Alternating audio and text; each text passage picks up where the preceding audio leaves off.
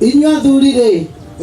Ebagai atumia anyu. Ndio. Otoria Kristo makendire kanitha. Washikilia. Hiyo wazee. Wazee wa. Hiyo wazee. Wapendeni nani? Mtu unasikia? Ya kwamba fanya nini? Wamesema nini? Yaani unaogopa. Sasa kama unaogopa kusema niko maneno sawa. Na kwa vitendo utaweza.